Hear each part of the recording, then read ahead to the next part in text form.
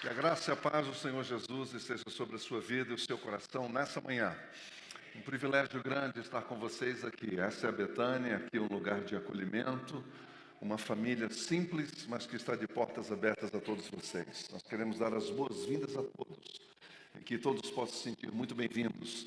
E aqueles e aquelas que estão aqui pela primeira vez, nós queremos conhecê-los, se você quiser. Será um prazer recebê-lo, a gente poder anotar o seu contato para mandar as informações da comunidade. O que acontece aqui vai ser para nós um prazer. Ao final desse encontro, nós vamos esperar você ali, num lugar apropriado. Nós vamos dar uma pequena lembrança para você e aí nós vamos passar a você as informações que você precisar. Quero lembrar também aos pais, especialmente aos papais e mamães que têm crianças até 3 anos, que após esse encontro nós vamos ter uma conversa ali, onde vai ser o nosso berçário. Eu queria apresentar para vocês conhecerem o projeto do berçário, e eu acho que essa é uma informação muito boa, não é? Vocês não acham? Amém? É uma coisa muito boa, algo maravilhoso. Bem, hoje é o último dia que nós estamos falando sobre essa série No Caminho. É a última mensagem dessa série No Caminho. Nós começamos a falar sobre o caminho do perdão. Nós começamos, a segunda mensagem foi o caminho da paz interior, a importância da paz interior. Quando nós falamos do perdão, porque muitas pessoas têm caminho. Muitas pessoas têm caminhado no caminho da mágoa, do ressentimento, da raiz de amargura, e a proposta é caminhar no caminho do perdão. O perdão de Deus, o perdão que Deus tem para nós. Deus quer dar para cada um de nós um caminho onde a gente perdoe as pessoas, onde a gente não guarde mágoas, porque a mágoa só nos machuca, a mágoa só nos prejudica, a mágoa só nos arrebenta. E na semana seguinte nós falamos sobre a paz interior. Há pessoas que estão escolhendo o caminho da ansiedade, vivem ansiosos o tempo todo. A gente descobriu há alguns anos que o Brasil é o país mais ansioso do mundo. Olha que coisa impressionante, e isso não sou eu que estou dizendo. Quem estão dizendo isso são as pesquisas e os estudos, que o Brasil é o país mais ansioso do mundo, onde se vendem mais remédios, onde há um número maior. Essa informação eu recebi há poucos dias, onde há um maior número de psicólogos, psiquiatras, psicanalistas, terapeutas no mundo. É uma coisa impressionante. Proporcionalmente falando, esse é um dado realmente preocupante. Na terceira semana nós falamos sobre contentamento, porque aquelas pessoas que estão procurando o caminho não do contentamento, da alegria e da gratidão, mas elas estão andando no caminho da ingratidão. Você conhece alguém que é ingrato? A pessoa ingrata é aquela que você faz, e quanto mais você faz, a pessoa está sempre cobrando de você, nunca é o suficiente. Essa pessoa é uma pessoa ingrata, e o ingrato, ele não é feliz. A pessoa ingrata, ela não tem alegria no coração, e é por isso que nós falamos sobre contentamento e alegria. E hoje, para encerrar essa série, nós vamos falar sobre o caminho do amor. Caminho do amor, porque o amor é fundamental na nossa vida com Deus. Eu convido você a abrir sua Bíblia comigo, por favor, na primeira carta de Paulo aos Coríntios, capítulo 13. Primeira carta de Paulo aos Coríntios, capítulo 13. E nós vamos ler esse texto conhecido de todos, maravilhoso, profundo. E eu gostaria que vocês todos prestassem atenção. Passo agora a mostrar-lhes um caminho ainda mais excelente, sobremodo excelente. Ainda que eu fale as línguas dos homens e dos anjos, se não tiver amor, serei como um sino que ressoa ou como um prato que retine. Ainda que eu tenha o dom da profecia e saiba todos os mistérios e todo conhecimento ou toda a ciência, e tenha uma fé capaz de mover as montanhas, se não tiver amor, nada serei. E ainda que eu dê aos pobres tudo o que possuo e entregue o meu próprio corpo para ser queimado, se não tiver amor, nada disso me aproveitará, nada disso valerá. O amor é paciente, o amor é bondoso, não inveja, o amor não se vangloria, o amor não se orgulha, ele não maltrata, ele não procura os seus interesses, ele não se ira facilmente, ele não guarda rancor, o amor não se alegra com a injustiça, mas se alegra com a verdade. Tudo sofre, tudo crê, tudo espera, tudo suporta. O amor jamais perece, ele jamais cai, como nós vamos ver daqui a pouco. O amor jamais cai, ele permanece, ele sempre permanece. Mas as profecias desaparecerão, as línguas cessarão e o conhecimento passará. Pois em parte conhecemos e em parte profetizamos. Quando, porém, vier o que é perfeito, o que é imperfeito desaparecerá. Quando eu era menino, falava como menino, pensava como menino e raciocinava como menino. Quando eu me tornei homem, deixei para trás as coisas de menino. Agora, pois, vemos apenas um reflexo obscuro, como em espelho, mas então veremos face a face. Agora conheço em parte, e então conhecerei plenamente, da mesma forma como sou plenamente conhecido. Assim, permanece agora esses três: a fé, a esperança e o amor. E o maior desses é o amor. Vamos orar mais uma vez. Senhor Jesus, muito obrigado pela Tua palavra. Ela é sempre viva, ela tem vida em si mesma. Então eu quero te pedir nessa manhã que a Tua palavra flua no coração dos Teus filhos e filhas nessa manhã. Que o Espírito Santo venha nos convencer da verdade da Tua palavra. Que o Senhor venha nos ensinar a importância de nós aprendermos a amar e de nós liberarmos o Teu perdão. O perdão, o amor, a alegria e a paz que vem de Ti. Ministra o coração do Teu povo aqui e daqueles e daquelas que nos acompanham pela internet. Derrama a Tua bênção sobre nós, em nome de Jesus. Amém. Jonathan Swift, ele disse uma coisa interessante: nós temos religiões suficiente para nos fazer odiar uns aos outros, e agora nós estamos precisando de lugares que nos façam amar uns aos outros.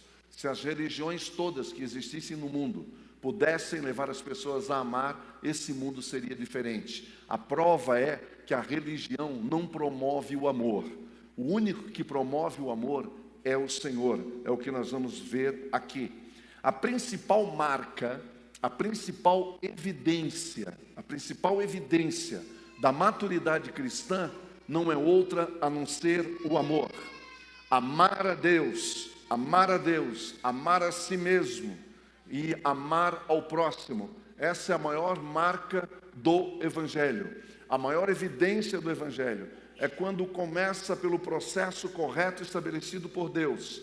A primeira coisa fundamental a acontecer, ouça isso: você precisa saber que Deus te ama e você se sentir amado por Deus.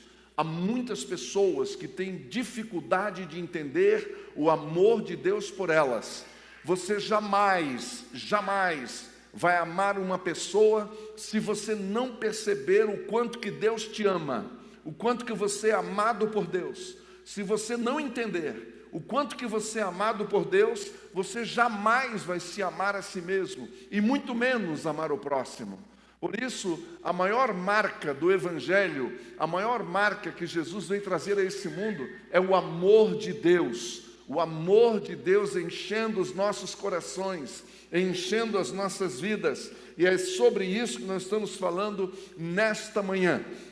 Este capítulo 13 do apóstolo Paulo, a sua primeira carta aos Coríntios, ele foi tido por muito tempo e até hoje como um texto romântico, como um texto como eu mesmo já usei muitas vezes em casamento, agora não o faço mais, por razões que você já vai ver. A gente usava esse texto nos casamentos. Talvez até aqui, nessa manhã, nós tenhamos alguém aqui que, quando foi casar, o padre ou o pastor usou esse texto, porque ele é lindo, ele é fofo, né? Ele é um texto fofo, cheio de romantismo. E o que a igreja fez ao longo desses anos foi romantizar o capítulo 13 da carta de Paulo aos Coríntios. Eu quero lembrar a você que quando este texto, essa carta foi lida pela primeira vez na comunidade de Corinto, as pessoas receberam isso com muita dificuldade. Elas não receberam isso com alegria, elas não receberam isso assim dizendo: nossa, que lindo, que maravilhoso, não é, que mensagem linda que o apóstolo está nos falando. Não foi assim que eles receberam. Sabem por quê? Porque eles entenderam o que Paulo estava falando para eles. Eles entenderam o significado desta palavra ao coração deles.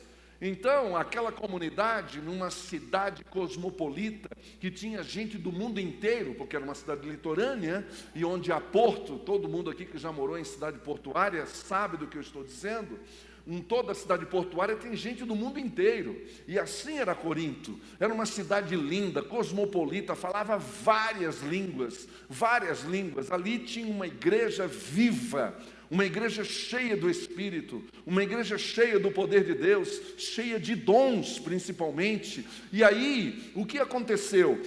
Essa igreja que foi plantada com amor, essa igreja que foi implantada ali com muita alegria pelo próprio apóstolo Paulo, entendeu? Começou no amor, começou fazendo a coisa certa. Ela tinha uma prática chamada festa do amor, a festa ágape, que quando ele se reuniu aos domingos, todo mundo levava comida de casa, aqueles que podiam, naturalmente, e eles se reuniam antes para comer, e eles comiam juntos, estavam servindo juntos. Mas isso ao longo da caminhada foi se perdendo, porque aí algumas pessoas começaram a se achar mais importante do que as outras. Aí o amor deixou de ser a tônica. Foi quando houve um divisor de águas, quando o amor deixou de ser a essência daquela comunidade e passou a uma segunda categoria, se eu posso dizer assim. Eles começaram a valorizar mais os dons do Espírito do que a presença do amor entre eles. E é isso que Paulo está aqui apontando, Paulo está corrigindo. Vocês sabem que todas as cartas, tanto as de Paulo, quanto as de Pedro, quanto a de Tiago, as de João, elas todas foram escritas com uma necessidade. E é por isso que a gente tem as cartas aqui.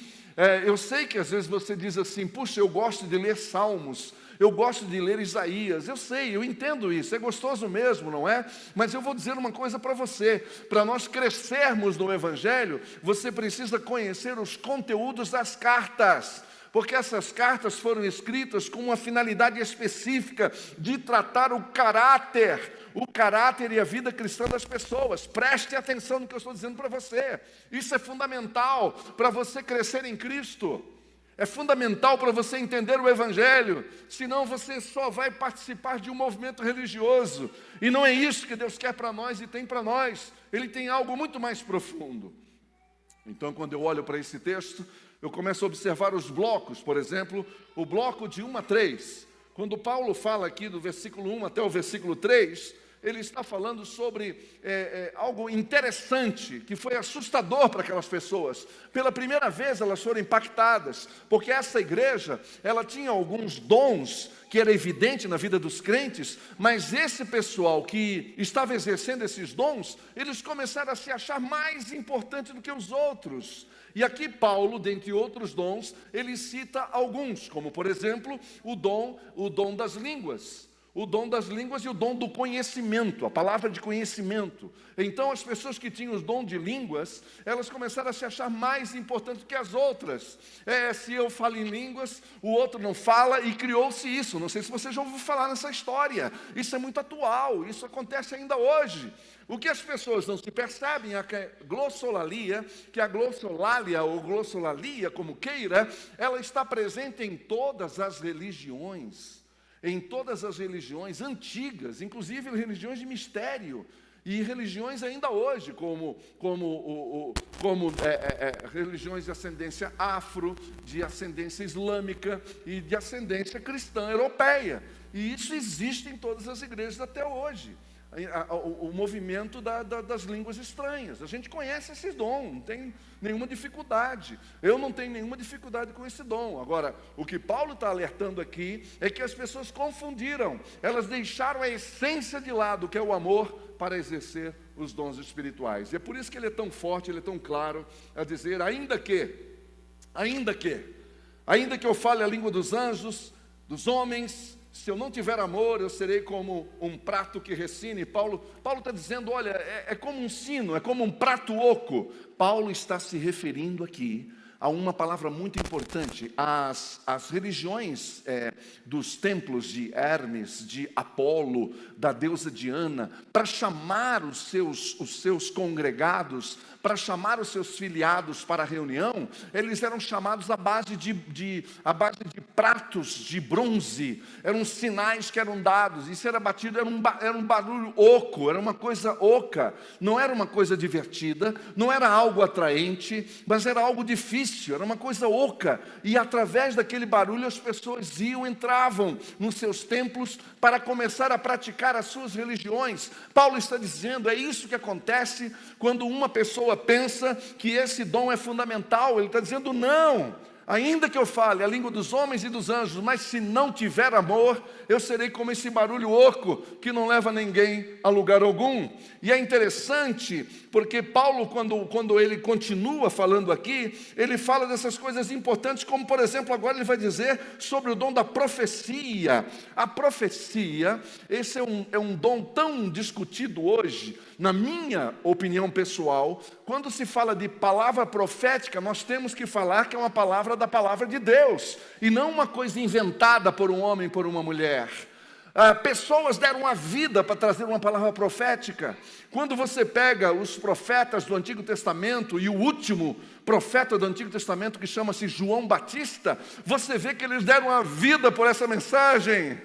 Eles deram a vida deles por essa mensagem. Isso não é uma brincadeira. Profecia não é uma brincadeira. Não é ir na irmãzinha, no vaso da esquina, no vaso que a gente chama lá, ó, vai lá na esquina que tem um vaso lá agora, para trazer uma palavra de Deus para você. Não!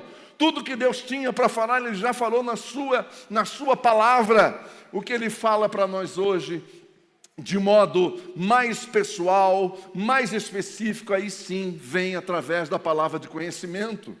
Mas o dom da profecia é você pegar a palavra profética de Deus e deixar essa palavra entrar no seu coração, e Deus vai te usar na hora certa, no momento certo, aplicando a palavra que Ele legitima. Essa palavra não volta vazia. O Senhor tem compromisso com a palavra dEle, com a palavra profética dEle, que não com uma outra qualquer. Vocês entenderam? Infelizmente, muita gente já se machucou muito por conta de profecias. Tem gente que paga dinheiro, e bastante dinheiro para isso, para ouvir uma palavra profética de alguém. Tem gente que já se feriu por causa de alguém. Paulo está nos chamando a atenção, dizendo, preste atenção, tome cuidado. É possível uma pessoa falar palavra de conhecimento. É possível uma pessoa, inclusive, ocupar um púlpito como esse que eu estou falando aqui, e fazê-lo sem amor. É possível ainda, ele vai dizer, você dar aos pobres tudo o que possui, e pode até entregar o seu próprio corpo para ser queimado, até o próprio corpo, e fazer isso sem amor. Olha que coisa impressionante o que Paulo está nos alertando aqui, meus irmãos. Paulo está nos alertando para a maior necessidade da igreja nos nossos dias, que é o amor. Que eu, quando converso com vocês, é o que vocês mais falam para mim. As pessoas não se amam, as pessoas não se importam umas com as outras. Sim, o contrário de amor não é ódio, é indiferença. O contrário de amor não é ódio, o contrário de amor é indiferença. Quando eu sou indiferente com você, eu não estou te amando. Quando eu não me importo com você, eu deixo de te amar. É isso que o texto está dizendo. O segundo bloco, quando nós começamos aqui no versículo 4 até o versículo 7, nós vamos ver Paulo definindo a questão do amor e deixando claro o que é o amor e o que não é o amor. E quando ele fala isso, Paulo fala de conhecimento próprio. Paulo fala de um amor que ele viveu, que ele experimentou. Paulo foi impactado pelo amor de Deus. Paulo foi impactado, ele teve um encontro com o amor no caminho de Damasco, e aquilo mudou toda a sua vida, transformou toda a sua vida. Ele nunca mais foi a mesma pessoa a partir daquele encontro com o amor. Ele era o grande perseguidor da igreja. Ele odiava os do caminho. Ele odiava os do caminho, como diz a própria palavra de Deus. E, no entanto, ele se transformou naquele proclamador do caminho, naquele que foi o perseguido, porque agora fazia parte do caminho. Ele sabia agora o que é amor, e é por isso que ele pôde escrever: o amor é paciente. Paulo está falando isso mirando para a comunidade que ele conhece tão bem. Ele sabe que as pessoas ali no meio não exercem a paciência. Ele está dizendo, olha, com outras palavras, olha, ao invés de vocês estarem focando nos dons externos que chamam tanto a atenção, que aliás ele fez uma seleção, ele foi muito cirúrgico aqui, ele escolheu os dons mais queridos, mais buscados pela comunidade, mais atraentes no meio da comunidade, entendeu? Mas que dava mais proeminência para as pessoas. Ele está dizendo, olha, deixa eu dizer uma coisa para você, nada adianta você estar exercendo esses dons se você não é paciente com as pessoas que convivem com você, se você não tem paciência com as pessoas que vivem dentro da sua casa, se você não tem paciência com as pessoas que vivem dentro do seu trabalho, no ambiente do seu trabalho. É isso que Paulo está nos ensinando. Paulo está dizendo que o amor, sim, ele é paciente. E eu quero que vocês leiam esse texto tendo na sua mente, no background, no pano de fundo, a pessoa de Jesus. Quando você lê esse texto e compara ao caráter de Cristo, você vai ver exatamente que Paulo está descrevendo o caráter de Jesus. Em primeiro lugar, Jesus foi paciente, sim ou não? Jesus é paciente. Ele me conhece, ele conhece você. Olha a paciência de Jesus comigo, com você, meu irmão. Olha quanta paciência. Por que eu não tenho paciência com os outros, se Jesus tem paciência comigo? Por que você não tem paciência com as pessoas que você ama dentro da sua casa, se Jesus tem paciência com você? É isso que ele está dizendo, o amor é paciente. O amor é a maior marca, a maior evidência da nossa maturidade em Cristo. Se você quer saber se alguém é maduro em Cristo, perceba se há marcas do amor na vida dessa pessoa. Isto é maturidade, e não o exercício de dons. Porque depois nós vamos saber o porquê que Paulo fala isso. O amor é bondoso. O amor não sabe ser ruim. O amor, ele produz bondade. O amor, ele é aliançado com a bondade. Ele é o único capaz do bem. Ele quer ver o bem das pessoas de verdade. O amor, ele se volta para o outro para servir com o bem. O amor, ele não sabe o que é invejar. Ele não inveja porque ele não sabe o que é isso. Ele não precisa se comparar. Ele não tem comparação com o outro. Ele não se importa se o outro está crescendo. Ele não se importa com isso mais do que ele. Se tornou mais importante que ele não tem essa preocupação. Porque o amor, ele gera segurança e não insegurança. E a inveja é fruto da insegurança. Ele não se vanglória, ele não se jacta de coisa nenhuma. O amor, ele não permite que ninguém se jacte, que ninguém fique se jactando, se orgulhando, colocando-se acima de qualquer pessoa. O amor, ele não se orgulha, ele não deixa ser dominado pelo orgulho. E Paulo está falando isso para essa comunidade, e essa comunidade ouvindo alguém lendo essa carta, dizendo, ele está falando comigo, ele está falando conosco, e estava mesmo. E aí parou o romantismo. Versículo 5, por favor. É isso que diz o texto: o amor não sabe maltratar. Você já ouviu aqui no Brasil matar por amor, amor bandido. Pessoas que matam por amor. Isso é uma completa incoerência com o texto bíblico, com o amor ágape do Evangelho. Isso não tem nada a ver com o amor de Jesus. O amor que você vê nessa sociedade não tem nada a ver com o amor de Cristo. O amor que você vê, inclusive no discurso religioso, não tem nada a ver com o amor do Evangelho. O amor não procura os seus próprios interesses. Esse amor de Jesus não leva você a procurar os seus interesses, mas você se importa com o outro. Você quer ver o outro ser abençoado. Isso é amor. É isso que Paulo está dizendo. O amor não se ira facilmente. Meus irmãos, às vezes quando eu vejo alguém, especialmente gente que já está caminhando na fé, mas há bastante tempo já, Se você tem mais de 3 anos na fé, você já é uma pessoa antiga no Evangelho. Não sei se você já parou para pensar sobre isso, mas foi o tempo exato que Jesus usou para discipular os seus discípulos. A partir disso, se espera de uma pessoa que ela tenha entendido todo o arcabouço do Evangelho, tenha entendido o que é Evangelho, ela já viva esse Evangelho. E aí essa pessoa chega e fala assim: comigo é o seguinte, eu não tenho, o meu pavio é muito curto. Aí o do lado, que quer ser mais importante que o outro, fala assim: e eu não tenho pavio nenhum. E kkkk, e todo mundo acha aquilo muito engraçado, muito bonito. Que tristeza isso. Porque quando o amor domina o nosso coração, não há espaço para pavio. Sabe por quê? Porque o amor é paciente. O amor não se ira facilmente. Há pessoas que você nunca sabe como ela está. Ela é uma pessoa que você nunca sabe como tratá-la. Que você não sabe nunca como tratá-la. Porque ela está sempre prestes a se irar facilmente. A pessoa tem medo de falar para ela, tem medo de abrir o coração com ela, porque não sabe se ela vai se irar facilmente. O amor não guarda rancor, o amor não sabe o que é guardar mágoa, porque ele sabe que Jesus deu a vida na cruz para perdoar os nossos pecados de uma dívida impagável. Uma dívida impagável, foi a dívida nossa na cruz. E aí, por isso que Paulo deixa isso muito claro: o amor não guarda rancor. Ele conhecia as famílias daquela comunidade, ele sabia o que estava dizendo. Versículo 6, por favor, e diz o seguinte: o amor não se alegra com a injustiça, mas ele se alegra com a justiça.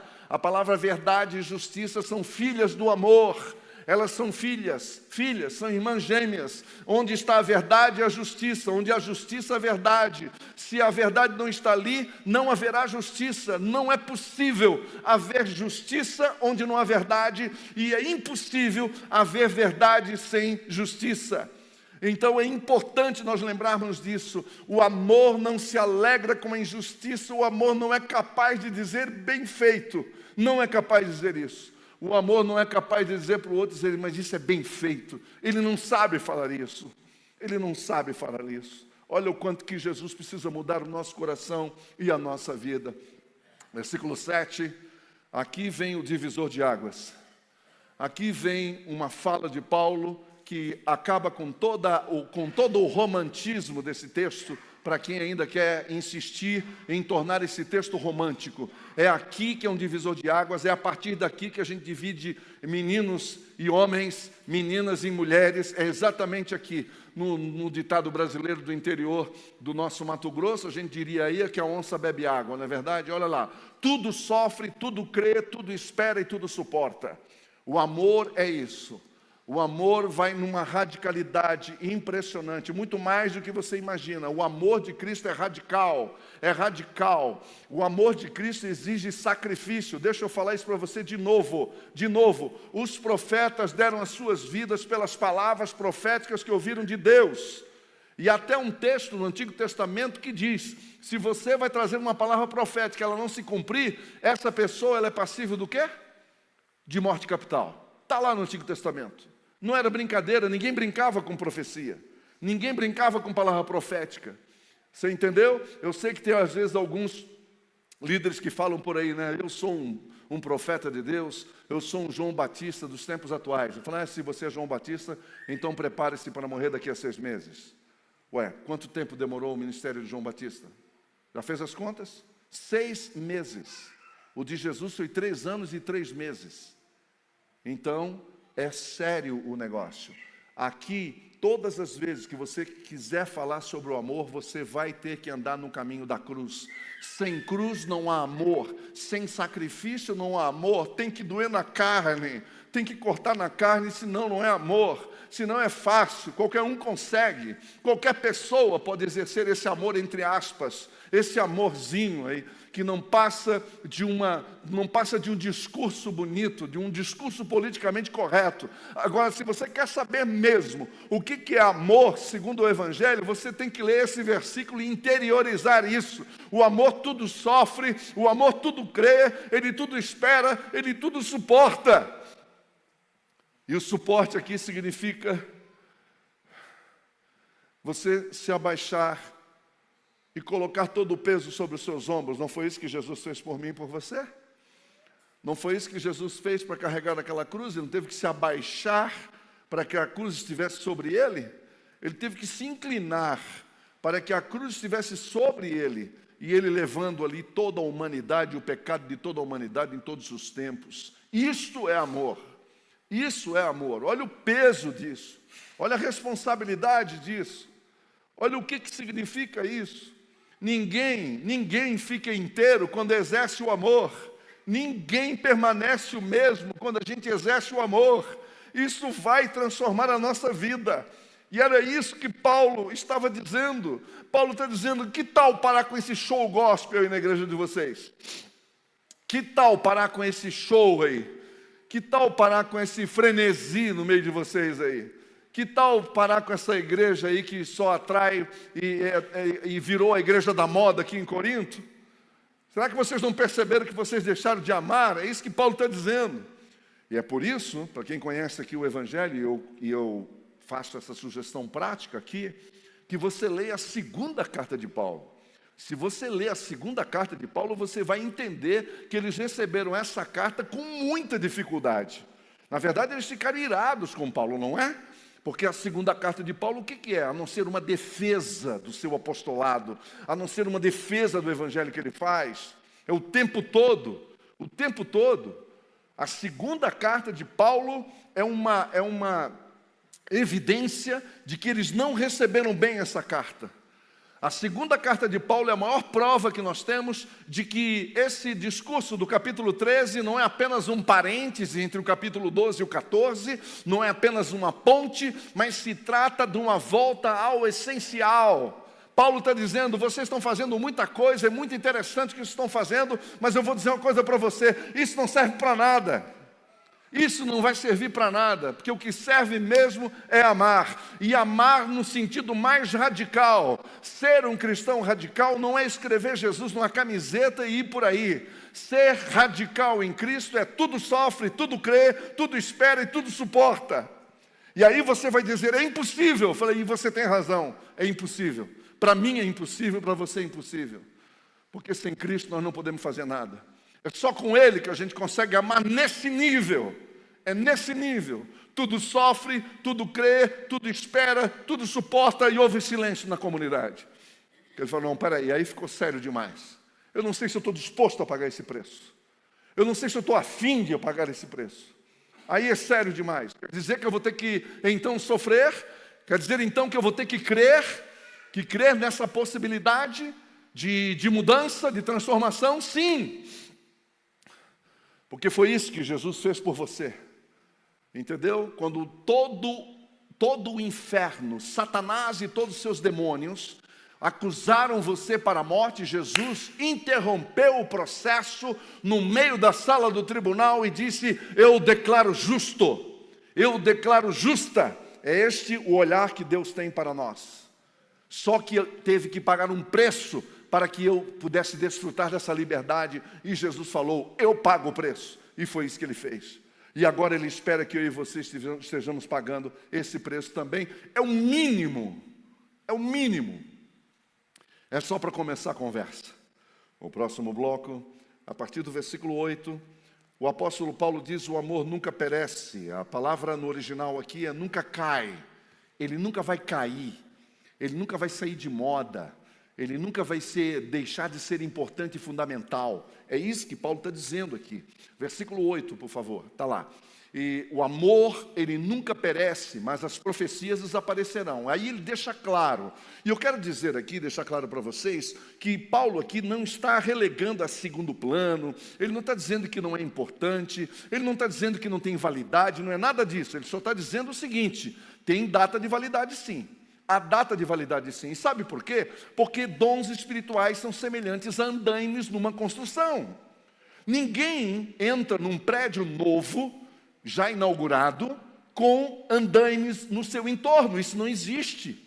Porque não há mais necessidade. Está todo mundo me acompanhando aqui, meus irmãos? Não existe mais necessidade dos andaimes. Por quê? Porque a construção já está pronta. Enquanto a igreja de Jesus está sendo edificada, nós precisamos dos dons, sim. Sim, e eu espero que aqui nessa igreja muitos dons sejam levantados. Nós já temos alguns, mas nós queremos que mais pessoas estejam à disposição do Espírito Santo para que os dons sejam ministrados nessa igreja. Tudo de acordo com o que Paulo ensinou no capítulo 12, no capítulo 13, no capítulo 14, porque essa é a nossa regra aqui nessa igreja.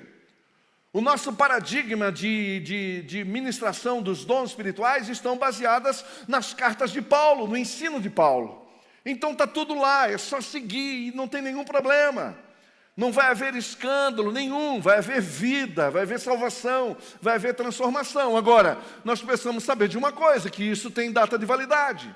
Que vai chegar o dia que as profecias desaparecerão, as línguas cessarão e até o conhecimento será deixado para trás.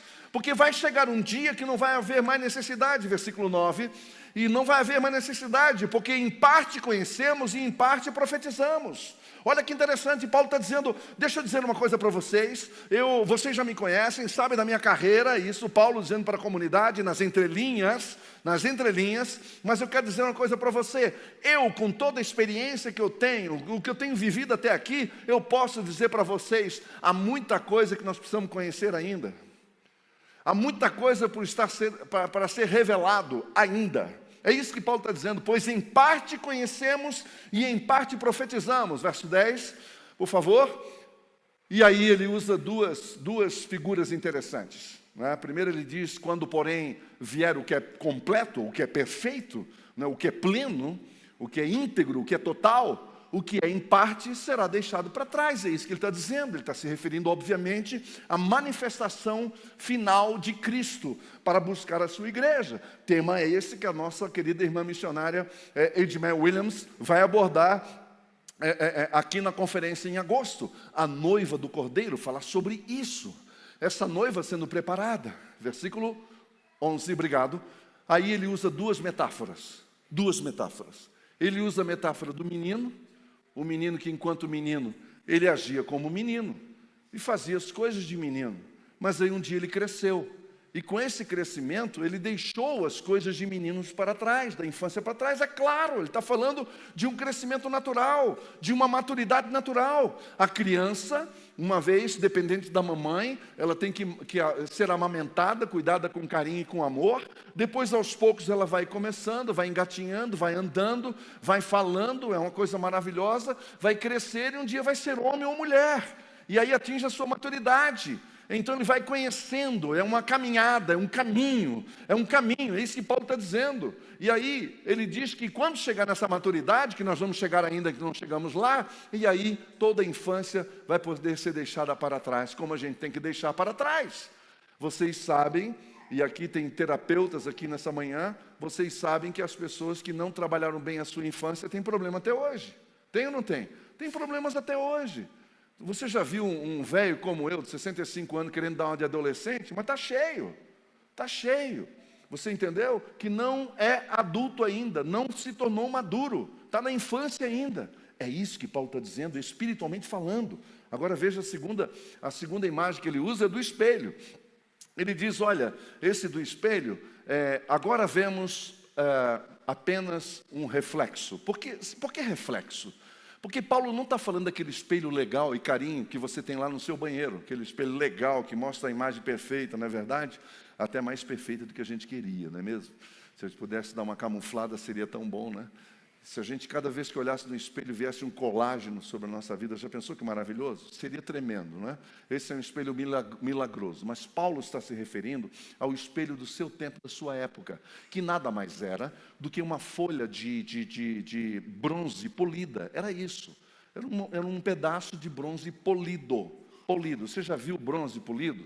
Você olha para o bronze polido, quem já viu vai lembrar do que eu estou falando, você não vê a imagem total. Você não vê a imagem completa, você vê um vulto, você vê apenas um vulto, você não vê a imagem perfeita, é isso que Paulo está dizendo.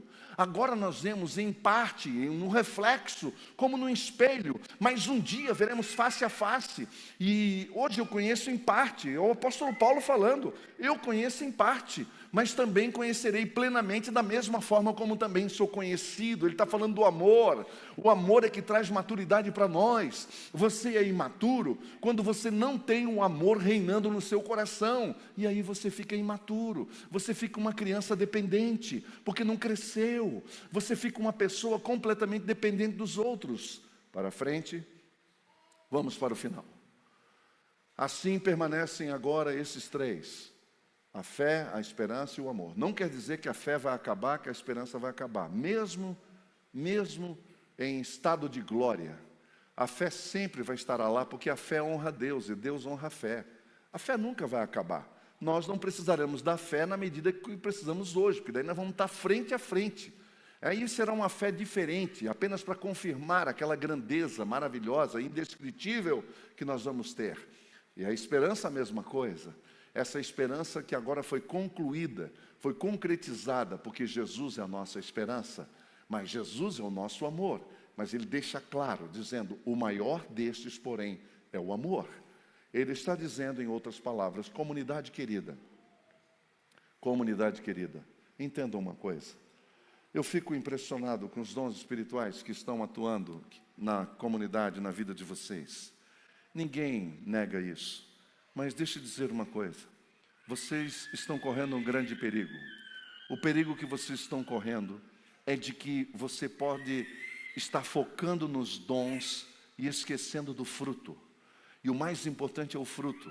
Se vocês voltarem a focar no fruto do Espírito, que é o amor, vocês vão se amar novamente. Vai cair as barreiras e os obstáculos. Vocês vão se respeitar mutuamente. Vocês vão servir uns aos outros mutuamente. Por isso, voltem para o amor. Versículo 1 do capítulo 14, por favor. Terminou o capítulo 13 ali, ó. Termina. Aí vem o 14. O que diz o 14? 14. Sigam o amor. Que pena que está faltando uma palavra ali, mas sigam o caminho do amor.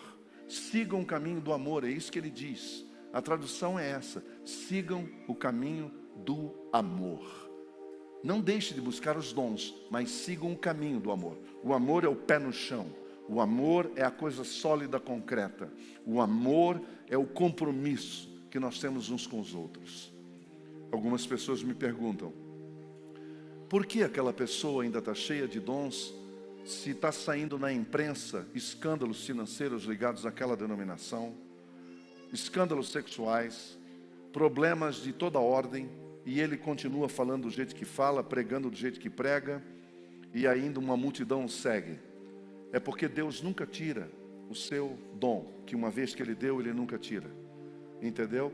Então, o que significa isso? Que para você saber se realmente pertence ao Senhor, tem que chegar perto, tem que estar próximo, porque amor não se transmite online, amor não tem nada com virtual, o amor tem a ver com o real, é no dia a dia, é ao redor da mesa, é junto uns com os outros, um se preocupando com o outro, um dando atenção para o outro, um olhando para o outro, prestando atenção nas necessidades e servindo na medida da sua necessidade. Isso é amor.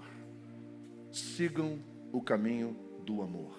Então pare de ficar comparando com os outros que você não tem o dom que você gostaria de ter.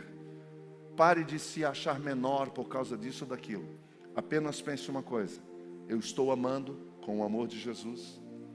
Eu estou experimentando o amor de Jesus por mim? Essa é uma boa pergunta. Posso fazer uma pergunta? Eu sei que ela é pessoal. Você já experimentou todo o amor de Jesus pela sua vida? Você já se sentiu amado ou amada por Deus em algum momento da sua vida? Porque esse é o principal. Sem isso você não consegue dar o próximo passo. Você entendeu? Sem que você sinta todo o amor do Senhor por você, você jamais vai amar você mesmo. E se você não amar a você mesmo, deixa eu falar uma coisa para você que já teve vários relacionamentos, vários problemas, acaba com um, entra no outro, pessoas que não conseguem segurar amizades por mais de 15, 20 anos, eu vou explicar para você. É porque nós precisamos aprender a nos amar, aprender a sermos amados com o amor de Jesus. O dia que você for totalmente mergulhado no amor de Jesus, você vai aprender pela primeira vez em toda a sua life Em toda a sua vida, você vai aprender a amar-se a si mesmo. E quando você amar-se a si mesmo, você não vai ter dificuldade nenhuma de amar o outro. Porque daí você vai dizer, ele é fraco, eu também sou. Ele tem problemas, eu também tenho. Ela tem esse problema, eu também tenho. A única coisa, a única força capaz de transformar o nosso caráter chama-se amor. Por isso, ele é fruto do Espírito. Por isso, Paulo disse, nunca abram mão do amor. Nunca abram mão. Usem os seus dons, mas nunca abram mão. Nunca abram mão do amor. Amém? Amém. Vamos orar para que a nossa casa seja batizada de amor. Eu posso fazer uma pergunta? O que vai acontecer se na minha família, os homens que estão aqui, os meus irmãos que estão aqui, se nós a partir de hoje fôssemos abraçados pelo amor de Deus e você se permitisse, saísse atrás dessa casca de corajoso, de poderoso, do cara que é macho, desse macho alfa, e pudesse se render ao amor de Jesus? O que aconteceria com a sua casa? O que aconteceria com a casa das minhas irmãs, as minhas queridas irmãs que estão aqui? Entendeu? Que muitas vezes se coloca no papel da defensora, daquela que está segurando tudo, segurando a onda. E se você simplesmente se deixasse ser amada pelo amor de Jesus e pelo amor de Deus, e você transmitir esse amor às pessoas que convivem com você, é só isso. Vamos ficar em pé e vamos orar.